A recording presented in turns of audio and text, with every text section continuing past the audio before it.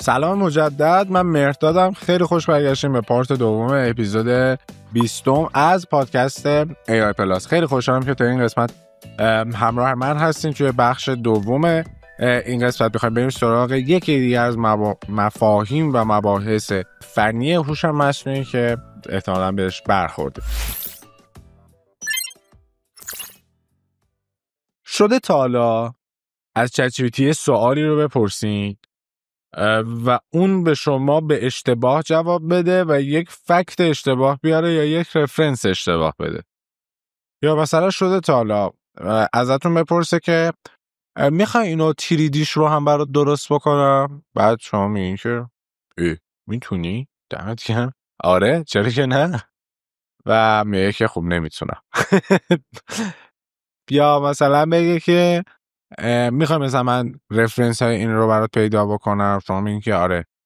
یه سری براتون لینک میاره، لینک رو باز میکنم، این لینک کار نمیکنه، اصلا لینک اشتباه. از این اتفاقات احتمالاً دیدیم و بهش هم بر میخورید. جدیدن هم بیشتر شده. یعنی یکی از چیزهایی که مثلا مردم حالا یا محققا میگن اینه که آقا ما از قد میریم جلوتر چرا داره اینو بیشتر میشه؟ یعنی چرا این مدل ها داره بیشتر میشه؟ خب اینو اینجا نگه داریم. به این میگن هالوسینیشن یا توهم زایی مدل. هالوسینیشن یا توهم زایی مدل دقیقاً اونجاییه که مدل شروع میکنه به رفرنس اشتباه دادن، به فکت اشتباه دادن، اصلا جواب اشتباه میده، یه فکت یا یه ایونتی رو ازش نام میبره که اصلا وجود خارجی نداشته، یا خیلی با اعتماد به نفس یه در واقع منطق اشتباه میاره، یه کد اشتباه میده و اینجوری که آره این درسته، این ببخشید من این رو اصلاح کردم، بعد میبینین دوباره اشتباه. به میگن هالوسینیشن یا توهم زایی، جایی که مدل به خطا شروع میکنه چیزی که واقعیت نداره رو به ما میده. خب چیز بدیه نه؟ اما اگه بگیم که یعنی همه اینجوری که آقا این باگه، یعنی این باگیه که توی مدل ها هست و خیلی ها دلیلش رو اوور پروسس میدونه، یعنی زمانی که این مدل ها بیش از حد معمول پردازش میکنن که این با ریزنینگ مدل ها خیلی اتفاق افتاد. ما با ریزنینگ مدل ها حجم پردازش خب خیلی زیاد میشه، چین آفتا یا زنجیره فکری خب زیاد شده و این پردازش داره بیشتر انجام میشه و این احتمال یا درصد هالوسینیشن رو بالا میبره، درصد توهم زایی رو بالا میبره که ما الان داریم بیشتر اون رو مشاهده میکنیم. خب همه برای این باورن که خب این باگ مدل های جدیده که توهم زایی داره و نباید داشته باشه، باید صفر بشه، باید حذف بشه هالوسینیشن از مدل ها. اما بیایم یه جور دیگه بهش نگاه کنیم یا بیایم از یه جنبه دیگه بهش نگاه کنیم. ما اگر هالوسینیشن نداشته باشیم یا لزوما میتونه باگ نباشه، این توهم اگر بگیم AI رو، شاید یکم اونایی که با من مخالفن یا نگاه اینو دارن که مثلا هوش مصنوعی یک ماشین یک ربات بیشتر نیست و اینها، شاید یکم مخالف باشن، ولی یکم از این زاویه بشه، یکم از این دریچه بهش نگاه کنیم. اگر ما این مدل ها رو یا اصلا AI رو به عنوان یک موجود زنده در نظر بگیریم، خب و این موجود زنده در تعامل با ما شروع میکنه یه سری چیزها رو گفتن، شاید یه سریاش لزوما درست نباشه که ما میتونیم اصلاحش کنیم و از اون سمت این توهم زایی یک جای منجر به خلاقیت میتونه بشه. یعنی ما میتونیم از تو دل این خلاقیت به دست بیاریم. این بستگی به کاربردش و به نوع رفتار ما داره. اگر ما بیایم هالوسینیشن رو به کلی از بین ببریم یا دنبال این باشیم که هالوسینیشن رو صفر بکنیم توی مدل ها رو داریم به صورت خطی بار میاریم و دیگه خلاقیت توی این مدل ها از بین میره. اجازه بدیم چطور میگم اجازه بدیم بچه خلاقانه فکر کنه؟ بچه مگه این هیولا و اینها مگه توهم نیست؟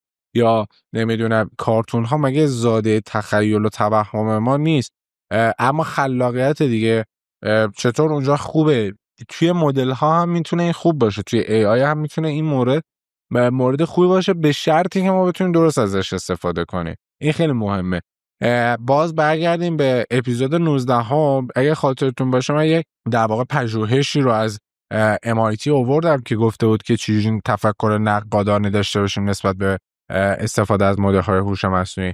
دقیقاً اگر بتونیم تفکر نقاد خودمون رو رشد بدیم و ارتباطمون رو با این مدل‌ها بیاریم توی حالتی که از اینکه اون به ما بگه ما بگیم اوکی این پس درسته برداریم کپی پیست کنیم یا قطعا بگیم هر چی این داره میگه درسته، بیایم توی حالت کودیزاین یا کوکریشن یا یک حالت همآفرینی. یعنی ما بیایم در یک تعاملی اینی که تو گفتی فکتش کجاست، این اینجوریه، این یا اصلا شاید به راه جدید برسیم و خیلی میتونه به ما کمک بکنه و این به نظرم میتونه خلاقیت و دریچه‌های جدیدی رو برای ما باز بکنه. به خاطر همین من خواستم که اول هالوسینیشن رو توضیح بدم که اصلا هالوسینیشن یا توهم‌زایی چیه که احتمالاً باش برخوردی و شاید یه موقع اینجوری که بابا این چرت و پرت میگه. اول باش آشنا بشیم، بعد بدونیم چرا داره اتفاق میفته. به خاطر حجم زیاد دیتا و پیچیدگی این مدل ها این اتفاق میفته و از اون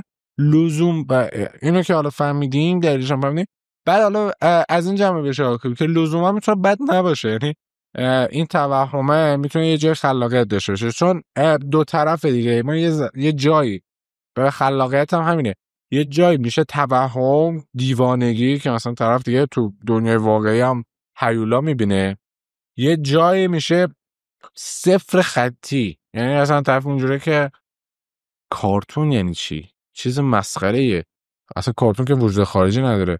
نمیدونم این شمایل فرشته و این چیزا که وجود خارجی این هم میشه دیگه صفر مطلق. ما میگیم که نه این خوبه نه این، یعنی باید یه بالانسی وسط این باشه. حالا اگر ما یه جایی میخوایم بیایم خلاقانه فکر کنیم، میخوایم تو آرت ازش استفاده کنیم، میخوایم توی پیدا کردن راههای جدید و بدیع ازش استفاده کنیم، حالا این خوبه یکم بیاد سمت این دیگه هم بیشتر شه. اگر نه مثلا تو مهندسی کار میکنیم خطرش زیاد، مثلا تو پزشکی مثلا میخوایم کار کنیم این بیاد سمت چپ‌تر، یعنی یکم از اون توهمه کمتر بشه. ولی خب این در واقع کاریه که دارن روی کلاود میکنن، کلاود رو دارن هیبریدش میکنن، یعنی جاهایی که نیاز باشه میاد از ریزنینگ استفاده میکنه و ممکنه دچار هالوسینیشن هم بشه ولی هالوسینیشنش کنترل شده است.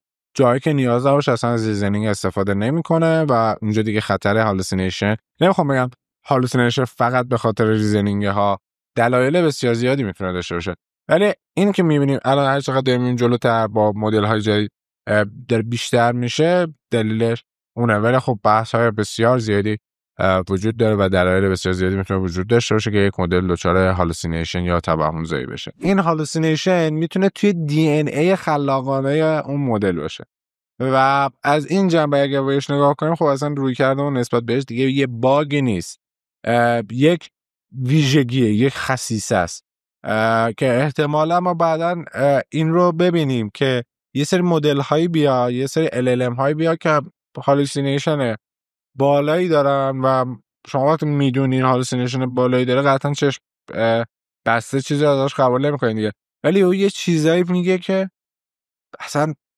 خیلی خلاقانه است و اون ایرادی که همیشه ما به نسبت مدل های هوش مصنوعی داریم که این مدل ها خلاقیت نداره، خلاقیت اصلا تو هوش مصنوعی معنی نداره، او که میتونه مثلا یه چیزی رو خوب تکرار کنه ولی نمیتونه خلاقانه باشه، اونجا دیگه این قضیه هم اتفاق میفته.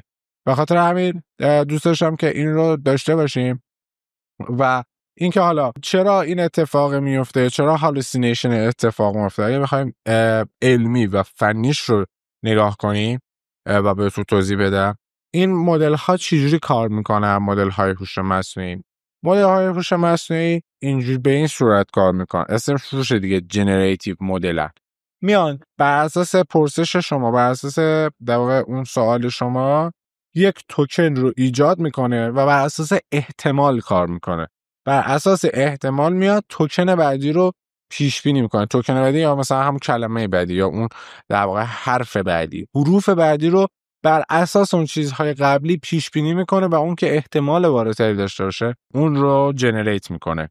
پس در واقع بر اساس یک فکت یا یک واقعه اون رو چک نمیکنه، بر اساس احتمال داره اون رو چک میکنه و میاد بر اساس اون کلمات و واژگان بعدی رو همینجوری جنریت میکنه و جلو میره. حالا این میاد در واقع زمانی که مدل ها آموزش میبینن حجم زیادی از این داده ها رو آموزش دیدن و اینجوریه که وقتی این کلمه میاد، این حرف اومده، این جمله اومده توی این کانتکست، احتمالاً حرف بعدی اینه و اون رو جنریت میکنه و با دقت بالایی میتونه این کار رو انجام بده بر اساس دیتایی که روش آموزش دیده و از اون ور مدلی که داره کار میکنه. پس نمیاد بر اساس یک فکت واقعی، میاد بر اساس آمار و احتمال این کار رو انجام میده. پس آلردی احتمال هالوسینیشن وجود داره، اما حالا روش ها و تکنیک های مختلفی میتونه جلوگیری بکنه. اما با ریزنینگ مدل های این قضیه یکم پیچیده تر شده و سخت‌تر شده.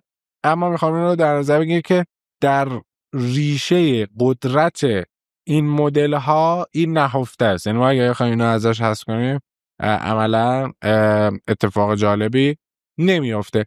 اما من میخوام یک فریمورکی رو به شما اینجا معرفی کنم که میتونه توی حالت بالانس این کار براتون انجام بده و شما میتونین یک تعامل بسیار خوب و سازنده رو با این مدل ها داشته باشین و اون هم گاید، فیلتر، کلابریت. گاید، فیلتر و کلابریت. اینجوری که شما با مدل های زبانی هوش مصنوعی سعی کنید اونها رو هدایتشون کنین به سمت درست یا در واقع راهنماییشون کنین، در واقع همونطور که دارین با یک انسان چیز میکنین.